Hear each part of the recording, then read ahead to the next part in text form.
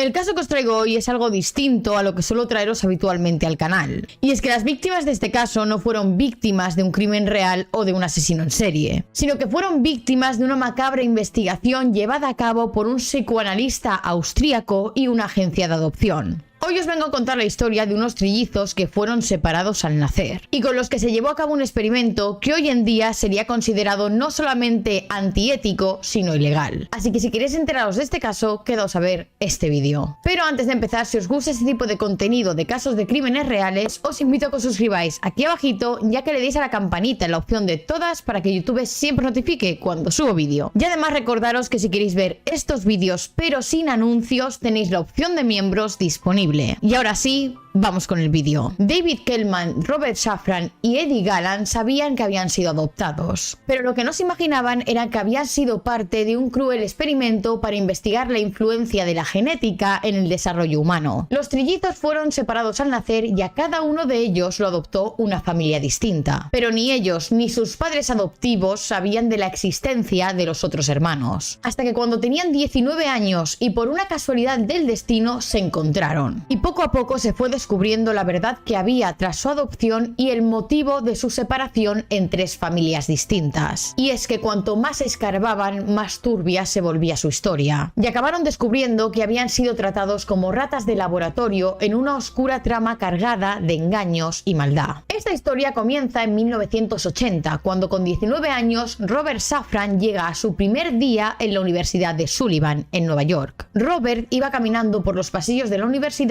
buscando la que sería su habitación para dejar sus cosas e instalarse. Pero a pesar de que era la primera vez en su vida en esa universidad, muchas personas lo paraban a su paso para saludarle y hablarle como si le conocieran. A Robert en un principio le llamó mucho la atención la hospitalidad y amabilidad que estaban teniendo los demás alumnos de esa universidad con él. Y sobre esto, en una entrevista dijo lo siguiente: "Yo estaba nervioso, nunca había sido popular, entonces empecé a caminar buscando mi habitación y mucha gente se me empezó a acercar y a preguntarme que cómo estaba. Todos eran muy amigables y se desvivían por serlo. La gente le sonreía, lo saludaba, le preguntaban que cómo le habían ido las vacaciones. Pero Robert no conocía a ninguno de ellos ni jamás los había visto. Sobre esto dijo: estaba un poco desconcertado porque no reciben a nadie así el primer día. Era raro. Pero se dio cuenta de lo que realmente estaba pasando cuando una de las muchas personas que se acercaban para saludarle le dijo: bienvenido, Eddie. Lo cual quería decir que no es que estuvieran siendo amables con el chico nuevo de la universidad, sino que es que le estaban confundiendo con otra persona que debía de parecérsele mucho. Cuando Robert por fin encontró su habitación, empezó a desempaquetar sus cosas y alguien tocó la puerta. Esa persona era Michael Domnitz, su compañero de cuarto, porque estas habitaciones de residencias estudiantiles suelen ser compartidas. Y por una coincidencia de la vida, Michael Domnitz, este compañero de cuarto, era el mejor amigo de Eddie, la persona con la que todo el mundo estaba confundiendo constantemente a Robert. Y cuando Michael vio a Robert, no dio crédito de lo que sus ojos estaban viendo. Y es que no es que Robert y Eddie se parecieran, es que eran idénticos. Pero Michael sabía perfectamente que Eddie se había cambiado de universidad y que ese año no iba a estar allí, así que era imposible que fuera él. Sobre este primer encuentro, Michael dijo lo siguiente: en cuanto vi a Robert empecé a temblar, me puse pálido porque me di cuenta de que era un doble. Tenía la misma sonrisa, el mismo pelo y las mismas expresiones. Y lo primero que se me ocurrió preguntarle fue: ¿eres adoptado? A esta pregunta, Robert, extrañado, respondió que sí, que era adoptado. Después Michael le preguntó si su cumpleaños era el 12 de julio, a lo que Robert contestó que sí, que era el 12 de julio de 1961. Y es en ese momento en el que Michael se da cuenta de lo que está pasando y le dice: creo que tienes un hermano gemelo que se llama Eddie. Y este fue el primer paso para comenzar a desvelar la verdad de todo esto. Sin perder el tiempo, Robert y Michael fueron a una cabina de teléfono para llamar a Eddie. Robert habló con él y le hizo exactamente las mismas preguntas que Michael le había hecho en la habitación. Si era adoptado, si su cumpleaños era el 12 de julio de 1961 y qué agencia fue la encargada de llevar a cabo su adopción. Y todo coincidía. Tenían la misma fecha de nacimiento. mundo. Y la agencia de adopción que los había entregado a sus familias era la misma, una agencia llamada Louis Wise Services. Robert no estaba dispuesto a pasar ni un minuto más sin conocer a su hermano, así que se subió a su coche y esa misma noche, después de 2 horas de viaje, llegó a la casa de Eddie. Este encuentro parecía sacado de una película de ciencia ficción. Llevaban 19 años separados y ninguno sabía de la existencia del otro, y ahora estaban por fin cara a cara. Sobre este primer encuentro, Robert dijo lo siguiente: sus ojos eran mis ojos y mis ojos los suyos. El mundo desapareció y quedamos solo Eddie y yo. Pero esta historia de hermanos separados al nacer no acaba aquí. Un montón de periódicos se hicieron eco de esta noticia y publicaron artículos contando la historia y también una foto en la que aparecían los dos hermanos después de conocerse. Y uno de estos periódicos llegó a manos de una chica que se quedó atónita al ver las fotos de estos dos hermanos, ya que eran completamente idénticos a uno de sus amigos, el cual también había sido adoptado. Esta chica le enseñó el periódico a su amigo David Kellman y este no podía creer lo que estaba viendo. Años más tarde, sobre el momento en el que vio por primera vez esta imagen, dijo lo siguiente: había una foto de dos personas que se parecían a mí, era imposible. La fecha de nacimiento de David, este tercer chico, coincidía con la de los chicos de la foto, el 12 de julio de 1961. El hospital donde nacieron era el mismo y su adopción también fue llevada a cabo por la misma agencia, Louis Wise Services. Ante todas estas semejanzas, el tercer chico decidió ponerse en contacto con la madre de Eddie, y poco después los tres hermanos pudieron conocerse por fin después de 19 años separados. Cuando los tres se juntaron y se vieron por primera vez, estaban completamente emocionados y es como si se conocieran de toda la vida. Sobre este primer encuentro con sus hermanos, David, ese tercer chico, dijo lo siguiente: todo era nuevo, todo era celebración. Por primera vez nadábamos juntos en el océano o nos subíamos a una montaña rusa. Nos sentíamos como niños porque no habíamos tenido una infancia juntos. Fue muy divertido. Es en este momento cuando la noticia se hizo muy viral y los tres hermanos salieron en un montón de programas de televisión dando entrevistas y contando su historia. E incluso hicieron algunos cameos en series y llegaron a participar en la película de Madonna de 1985 llamada Buscando desesperadamente a Susan. Los tres hermanos estaban decididos a recuperar el tiempo perdido y se mudaron juntos a un apartamento en Nueva York. Después decidieron emprender juntos y abrir un restaurante en el Soho llamado Triplets, que el primer año tuvo una ganancia de más de $1 millón.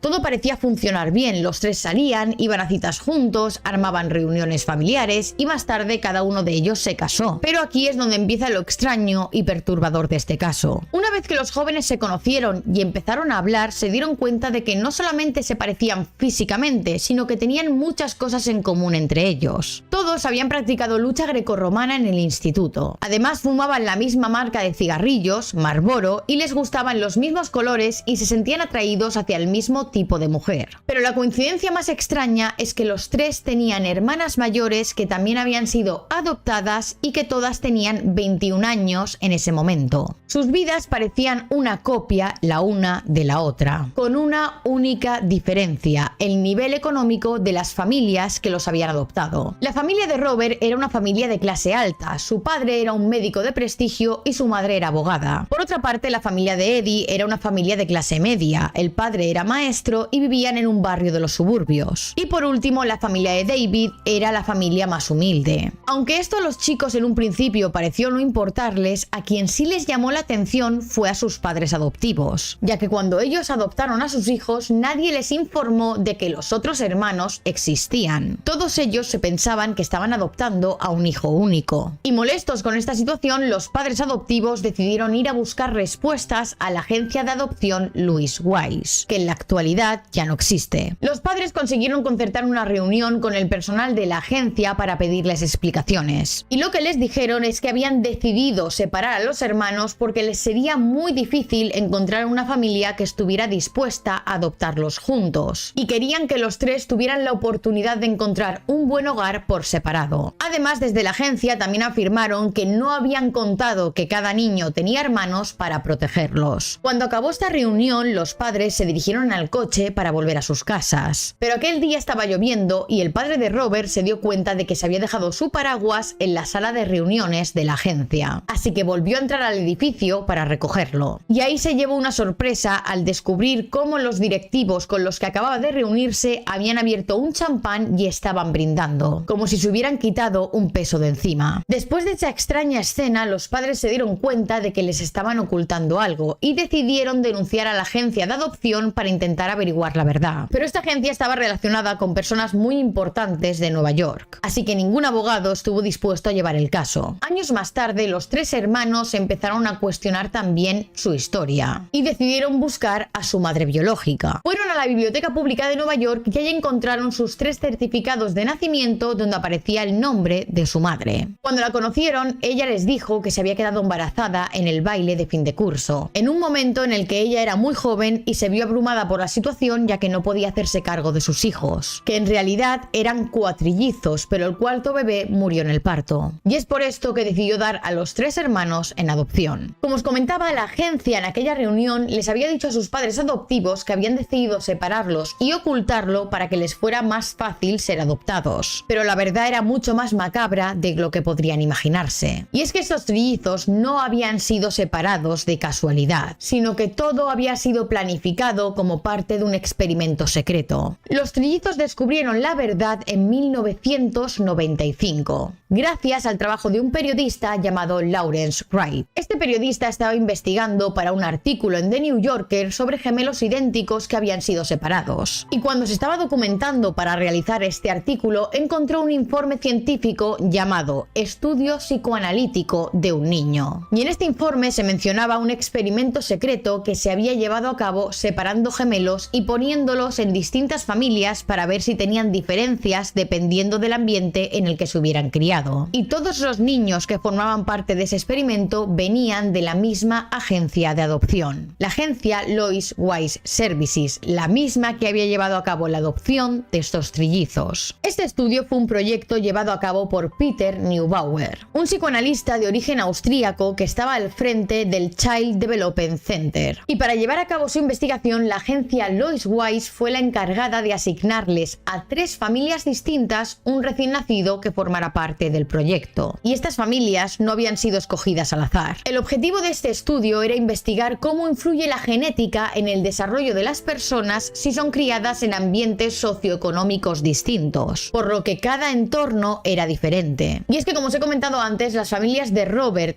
David y Eddie eran de clases sociales distintas. La de Robert era de clase alta, la de Eddie era de clase media y la de David era de clase más humilde. Lo que querían comprobar estos psicoanalistas es, a la hora de formar la personalidad, cuánta parte había de naturaleza y genética, y si hay muchos cambios de un hermano a otro dependiendo en la forma en la que han sido criados y de la familia a la que se les asignó. Para lograr su objetivo, Neubauer realizó un exhaustivo seguimiento de los trillizos a lo largo de los años, aunque nunca se les reveló a sus familias adoptivas la verdad detrás de este proyecto. Cada cierto periodo de tiempo, un grupo de científicos visitaba a los niños en sus casas y les hacía pruebas de inteligencia y personalidad. Además, los observaba, les hacían preguntas y se les grababa. Pero sus familias adoptivas pensaban que esto era un seguimiento normal del proceso de adopción. Jamás pensaron que lo que hacían era estudiar a sus hijos porque los estaban sometiendo a un experimento como si fueran ratones de laboratorio. Además, en este informe quedaba demostrado que el proyecto no se había limitado a estos 3 trillizos, sino que varios pares de gemelos también habían sido víctimas de este estudio. Lawrence Wright, el periodista que descubrió esto, se puso en contacto con los trillizos y les contó toda la verdad sobre lo que había descubierto de su adopción y el motivo real por el que se les había separado. Cuando los hermanos se enteraron de lo sucedido, no pudieron evitar compararlo con los experimentos llevados a cabo por los nazis y calificaron este proyecto como algo cruel. Sobre esto, Robert dijo lo siguiente: nos llamaban sujetos, pero somos víctimas, hay una gran diferencia. Nos trataron como ratas de laboratorio y somos seres humanos. ¿Quién podría ser tan malvado como para hacer algo así? No sé por qué decidieron hacer esto, no puedo verlo como algo humano. No se puede jugar con las vidas humanas, tendríamos que haber estado juntos y nos separaron por motivos científicos. ¿Pero qué pasó con este experimento? ¿A qué conclusiones se llegó? Pues bien, nunca se publicaron las conclusiones al respecto respecto de este estudio. Una vez que la verdad salió a la luz, los responsables de esto hicieron todo lo posible por no rendir cuentas ante nadie. Además, la información de la investigación se encuentra archivada en la Universidad de Yale y su acceso está restringido hasta el año 2066, algo que molesta aún más a estos hermanos, y están trabajando para conseguir que este material de investigación se haga público. Sobre esto, David ha dicho lo siguiente: no tiene justificación lo que hicieron